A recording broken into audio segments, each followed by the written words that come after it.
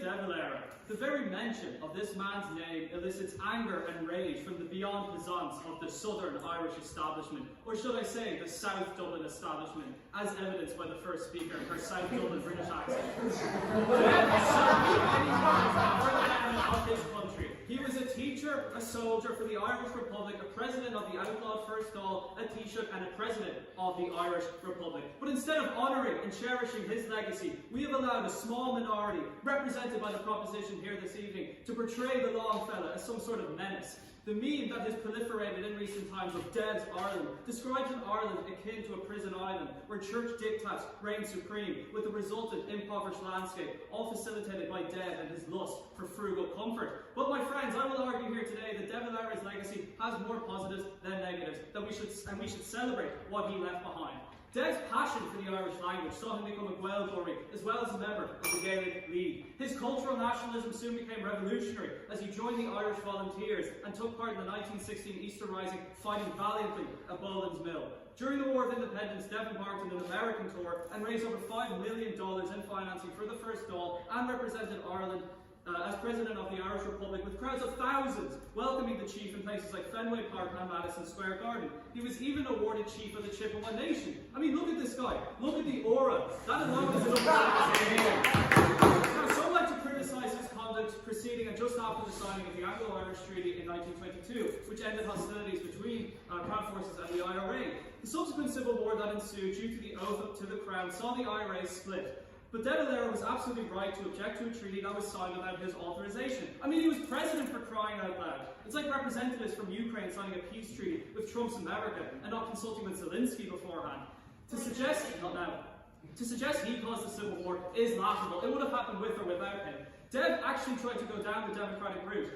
The 1922 Collins-DeValera electoral pact saw Michael Collins pull out at the last minute, despite having a shared programme to run on. When all political options are exhausted, he felt brute force was his only way out of it. Eventually, Dev did order the Chief of Staff of the anti-treaty IRA, Frank Aiken, to end the Civil War and proceeded down a path of integrating hostile Republican forces into a constitutional party, Fianna Fáil, under a mandate of democratically and peacefully making Ireland fully free and autonomous.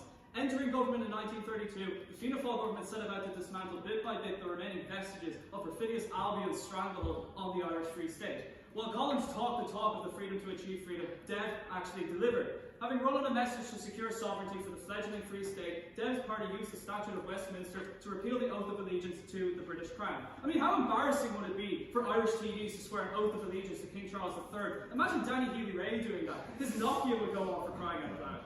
The role of the Governor-General, a representative to the Crown, also remained in place post-independence, with the previous government doing little to nothing to get rid of this role. For his part, Dev proceeded to undermine this position by appointing an ally of the ruling Fianna Fáil party as governor, thus delegitimizing its role and overseeing its removal. He also masterfully navigated Ireland during the economic war with Britain, in which short-term pain managed to yield long-term success.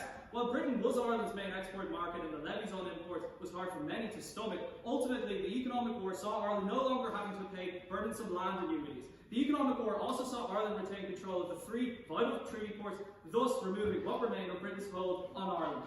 The 26 counties, I know it's a sore spot here, but anyway. The passage of the Anglo-Irish Agreement in 1938 ended this tit-for-tat economic dispute. On housing, the government punched it way above its weight. From the early 1930s until the mid-1950s, over 100,000 social homes were built. Yet today's government consistently misses their social housing targets. Now, the proposition mentioned that Dev showed cowardice in his decision not to involve Ireland in World War II. But let us not forget that despite our external neutrality, Ireland did not remain neutral. Whether it was the decision to intern Germans and other Axis soldiers who landed in Ireland, or the sharing of weather reports ahead of the D-Day military landing, military neutrality did not equal political neutrality. Let us not also forget recent MI5 documentation, which concluded that the British intelligence actually preferred Ireland to remain neutral, as it suited them to share intelligence with the Irish army. When Winston Churchill had the temerity to attack Ireland, to attack my country for its stance, DeValera retorted, could he not find in his heart the generosity to acknowledge that there is a small nation that stood alone, not for 1 year or two, but for several hundred years against aggression, a small nation that has never surrendered her soul? How refreshing is that sentiment, and how much is it missing in today's class of Irish leaders, only too eager to get small nations involved in the wars and conflicts of larger powers? Now, just before World War II, in 1937, Dev set about crafting the Irish state's foundational document, Unrak na Héireann, which birthed Éire as a free and sovereign nation. Articles 2 and 3 of that document also affirmed Northern Ireland as consisting as part of the de facto territory of the nation, equal in all her parts. Now, some have taken issue with the special position afforded to the Catholic Church in the document.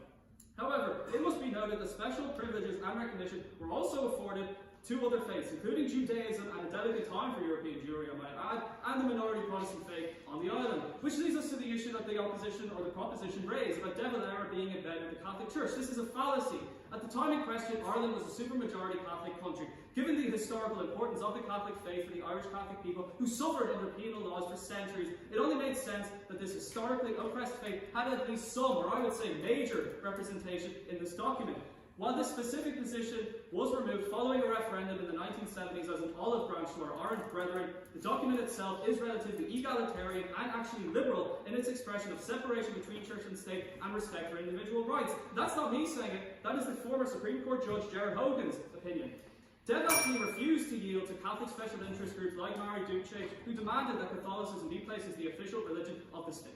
Okay, so now that we know all the criticism of DeValera are unwarranted and ill-founded, what are we left with? Oh yes, what did you say? That he's a weirdo. Yeah, he was like slender, spoke in a strange country vernacular, wore strange spectacles. Yeah, the man was just a weirdo. I mean, if you listen to his speech that he delivered in 1943, The Ireland We Dreamed Of, where he referred to an ideal Ireland of people who valued material wealth only as a basis for right living, of the people who, satisfied with frugal comfort, devoted their leisure to things of the spirit, whose fields and villages would be joyous with the sounds of industry, with the romping of sturdy children, the contests of athletic youths, and the laughter of happy maidens, whose firesides would be forms of wisdom for a serene old age. Sarcasm aside, call me old-fashioned, but I long for a time when world leaders who spoke like this, eschewing materialism in favour of spirituality. Amid all the scandals and Gombianism of the current age, whether it's politicians taking bribes or people taking on piles of debt, it's refreshing to know that at one point in our history, we had a leader who spoke not of achieving material wealth, but of dedicating yourself to things of the spirit. Who better embodies this old Irish spirit than the man who only left £2,800 in his will? You know, the other day, I was walking down the heart of capitalist Dublin, in the Docklands, and as I wandered and observed the towering architecture dedicated to Dublin's new globalised economy, in the distance, I noticed the building occupied by DeValera during the 1916 Easter Rising Boland's Mill. That rising sought to create an Ireland not only free but Gaelic as well, and not merely Gaelic but free as well.